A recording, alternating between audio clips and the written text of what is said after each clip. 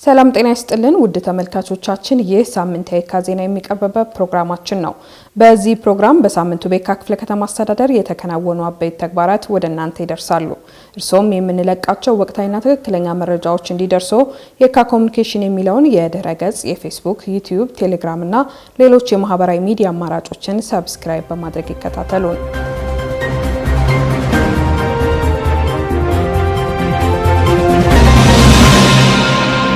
ምርታማነትን በማሳደግ ተረጅነትና ልመናን በመቀነስ የምግብ ሉዓላዊነትን ለማረጋገጥ ትኩረት ሰጥተን መስራታችንን እንቀጥላለን ሲሉ የየካ ክፍለ ከተማ አስተዳደር ዋና ስራ አስፈጻሚ አቶ ፍጹም ኃይሌ ገለጹ። የክፍለ ከተማ አስተዳደሩ በ2018 በጀት ዓመት በ6 ወራት የተከናወኑ የአደጋ ተጋላጭነት መቀነስ፣ የልመናና ተረጅነት የመቀነስ ስራና ወደ ምርታማነት ማሸጋገር ተግባራት እቅድ አፈጻጸምን ከክፍለ ከተማ አጠቃላይ አመራርና ከወረዳ አስተባባሪ አመራሮች ጋር በመገምገም የቀጣይ አቅጣጫ አስቀምጧል። የግምገማ መድረኩን የመሩት የየካ ክፍለ ከተማ አስተዳደር ዋና ስራ አስፈጻሚ አቶ ፍጹም ኃይሌ እንደገለጹት በበጀት ዓመቱ በከተማ ደረጃ በተቀመጠው አቅጣጫ መሰረት የተረጅነት ልመናን በማስቀረት የምግብ ሉዓላዊነትን በማረጋገጥ የክፍለ ከተማና የወረዳ አጠቃላይ አመራሩ ትኩረት ሰጥቶ በመስራት የሴቶችና ወጣቶችን ተጠቃሚነት ማላቅ እንደሚገባ አሳስበዋል።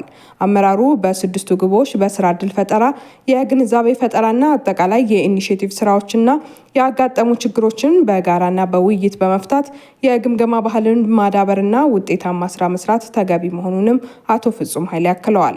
የክፍለ ከተማው የዴሞክራሲ ስርዓት ግንባታ ማስተባበሪያ ቅርንጫፍ ጽህፈት ቤት ኃላፊ አቶ መገርሳ ገላና በበኩላቸው ከተረጅነትና ልመና ቅነሳ አኳያ በስራ ዕድል ፈጠራው ዘርፍ በርካታ ስራዎች መሰራታቸውን ጠቅሰው የሚሰሩ ስራዎችም ከፓርቲ ሳቢዎች አኳያ በነዋሪዎች ሁለንተናዊ ተጠቃሚነት ላይ የሚያተኩሩ ሆነው በአግባቡ የተደራጁና በተጨባጭም የሚዳሰሱ መሆን እንዳለባቸው አሳስበዋል። የየካ ክፍለ ከተማ ምክትል ዋና ስራ አስፈጻሚና የስራና ክህሎት ጽህፈት ቤት ኃላፊ አቶ እንዳልካቸው አስራት የሴቶችና የወጣቶች ተጠቃሚነት በአግባቡ በማረጋገጥ ወደ ስራ በማስገባት በተጨማሪ የሀብት አሰባሰብን ማጠናከርና የተረጅነት ተግባራት በመቀነስ ውጤታማነትን ማምጣት እንደሚገባ አስገንዝበዋል። በመድረኩ የክፍለ ከተማው ተቋማት በበጀት ዓመቱ 6 ወራት ውስጥ የተከናወኑ የአደጋ ስጋት ቅነሳ፣ የተረጅነትና ልመና መቀነስ እንዲሁም ምርትና ምርታማነትን የማሳደግ እቅድ አፈጻጸም ሪፖርት ቀርቦ ሰፊ ውይይት ተካሂዷል። የየካ ክፍለ ከተማ አስተዳደር ወጣቶችና ስፖርት ጽህፈት ቤት ሁለተኛውን የፖሊስ መምሪያ ስፖርታዊ ውድድር መዝጊያ ፕሮግራም አካሂዷል። የክፍለ ከተማው ወጣቶችና ስፖርት ጽህፈት ቤት ተልዕኮን በጀግንነት ስፖርትን በአካል ብቃት በሚል መርሃ ግብር ሁለተኛውን ዙር የፖሊስ መምሪያ ስፖርታዊ ውድድር የመዝጊያ ፕሮግራም በክፍለ ከተማው ወረዳ 6 28 ሜዳ አካሂዷል። በመዝጊያ ፕሮግራሙ የተገኙት የየካ ክፍለ ከተማ ዋና ስራ አስፈጻሚ አቶ ፍጹም ኃይሌ እንደተናገሩት የክፍለ ከተማችን ፖሊስ የከተማዋን ጸጥታ ከማስጠበቅ ባለፈ በልማት በሰላምና በስፖርታዊ ውድድሮች ላይ እያደረገ የሚገኘውን ብርቱ ተሳትፎ አድንቀው በከተማ ደረጃ በሚካሄደው ውድድር ላይ ክፍለ ከተማውን የሚያስጠራ ፉክክር በማድረግ ውጤት ማምጣት እንደሚገባ አሳስበዋል። አቶ ፍጹም ኃይሌ አክለውም መርሃ ግብሩ ከመጀመሪያው ጀምሮ በሰላማዊ መልኩ እንዲሳካ ላስተባበሩ የፖሊስ መምሪያ ኃላፊዎችና የክላስተር ፖሊስ ጣቢያ ኃላፊዎች፣ የክፍለ ከተማ ወጣቶችና ስፖርት ጽህፈት ቤትና ባለድርሻ አካላት በክፍለ ከተማ አስተዳደሩ ስም የላቀ ምስጋና አቅርበዋል። የየካ ክፍለ ከተማ አስተዳደር ወጣቶችና ስፖርት ጽህፈት ቤት ኃላፊ ወይዘሮ መስከረም በቀለ በበኩላቸው ስፖርታዊ ውድድሩ ወንድማማችነትና እህትማማችነትን መስተጋብር የሚያሳድግና ከመደበኛ ስራው በተጨማሪ ስፖርታዊ ጨዋነት የፖሊስ መገለጫ በመሆኑ ተጠናክሮ ሊቀጥል ይገባል ብለዋል። የየካ ክፍለ ከተማ ፖሊስ መምሪያ ኃላፊ ኮማንደር አራጌ ሼቴ የፖሊስ ሰራዊቱ በስፖርት የዳበረና የሀገሩን ዳር ድንበር የሚያስከብር በማድረግ በተለይም ክፍለ ከተማችንን በላቀ ውጤት እንዲያስጠሩ ለማድረግ ተቋማዊ ግዴታችን እየተወጣን እንገኛለን ያሉ ሲሆን የጀመርነው ጥረትም የፖሊስ ሰራዊቱን አጠናክሮ ማስቀጠል እንዳለባቸው ተናግረዋል። የየካ ክፍለ ከተማ አስተዳደር የስራ ዕድል ፈጠራ፣ የሌማት ትሩፋትና የተረጅነት ቅነሳ አብይ ኮሚቴ የ1 ወር ተኩል አፈጻጸሙን በመገምገም የቀጣይ የትኩረት አቅጣጫ አስቀምጧል። አብይ ኮሚቴው በመደመር መንግስት እይታ የዘርፎችን ምርታ በሚል መርህ ባለፉት 1 ወር ከ14 ቀን የተከናወኑ ተግባራት አፈጻጸምን በመገምገም የቀጣይ የትኩረት አቅጣጫ ላይ ውይይት አካሂዷል። የውይይት መድረኩን የመሩት የክፍለ ከተማው የዲሞክራሲ ስርዓት ግንባታ ማስተባበሪያ ቅርንጫፍ ጽህፈት ቤት ኃላፊ አቶ መገርሳ ገላና እንደገለጹት የተመዘገቡ ውጤታማ ተግባራትን አጠናክሮ በመቀጠል ችግር ፈቺና የዜጎቹን ሕይወት የሚቀይሩ ተግባራትን ትኩረት ሰጥቶ መስራት ይገባል ሲሉ አሳስበዋል።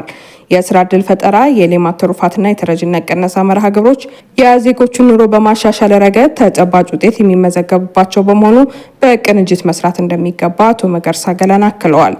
የክፍለ ከተማው ምክትል ዋና ስራ አስፈጻሚና የስራና ክህሎት ጽህፈት ቤት ኃላፊ አቶ እንዳልካቸው አስራት በበኩላቸው የስራ ዕድል ፈጠራ ስራ የነዋሪውን ሕይወት ለመቀየር የማይተካ ሚና እንዳለው ጠቁመው አብይ ኮሚቴው እቅዱን ለማሳካት እያደረገ ያለው ርብርብ አጠናክሮ ማስቀጠል እንደሚገባ አስገንዝበዋል።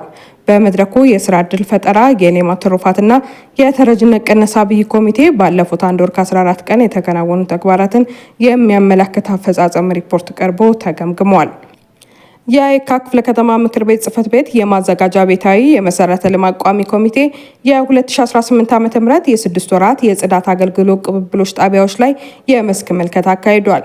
በክፍለ ከተማው ምክር ቤት ዋና አፈ ጉባኤ አቶ ብስራት ማጆሬ የተመራው የምክር ቤቱ የማዘጋጃ ቤታዊና የመሰረተ ልማት ቋሚ ኮሚቴ የ2018 ዓ.ም የ6 ወራት የጽዳት አገልግሎት ቅብብሎች ጣቢያዎች ላይ የመስክ ምልከታውን አካሂዷል። የየካ ክፍለ ከተማ ምክር ቤት ዋና አፈ ጉባኤ አቶ ብስራት ማጆሬ ለቅብብሎች ጣቢያዎች የጥራት አገልግሎት ውጤታማነት የማዘጋጃ ቤታዊና የመሰረተ ልማት ቋሚ ኮሚቴ ባደረገው ክትትልና ድጋፍ አስተዋጽኦ እየመጣ ያለው ውጤት በመሆኑ ለኮሚቴው የላቀ ምስጋናቸውን አቅርበው ማህበራት ቆሻሻን ወደ ሀብት ከመቀየር ባለፈ በስራቸው ላሉ ሴቶችና ወጣቶች የአካባቢው ነዋሪዎች የስራ ዕድል በመፍጠርና ወደ ሀብት ማማ ላይ ለማድረስ እየተደረጉ ያሉ ጅማሬዎችን አጠናክሮ ማስቀጠል እንዳለባቸው አሳስበዋል። በዕለቱ ምልከታውን ያካሄደው ቋሚ ኮሚቴው በየካ ክፍለ ከተማ አስተዳደር ባሉት ወረዳዎች ወረዳ 6፣ 7፣ 8 እና 9 ላይ ትኩረት ያደረገ ሲሆን የጽዳት አገልግሎት ቅብብሎች ጣቢያዎችና የአገልግሎት ቢሮዎች ቀደም ሲል ከነበሩበት የአገልግሎት አሰጣጥ ጥራት አኳያ በእጥፍ ያሻሻሉና ተቀባይነትን ያስገኙ ከመሆናቸውም በላይ ለመልካም አስተዳደር ችግሮች ዘላቂ እልባት የሰጡ በመሆናቸው ሌሎችም በተሞክሮ ሊወስዱት እንደሚገባ ገልጸዋል። ክቡራትና ክቡራን አድማጮቻችን ለሳምንቱ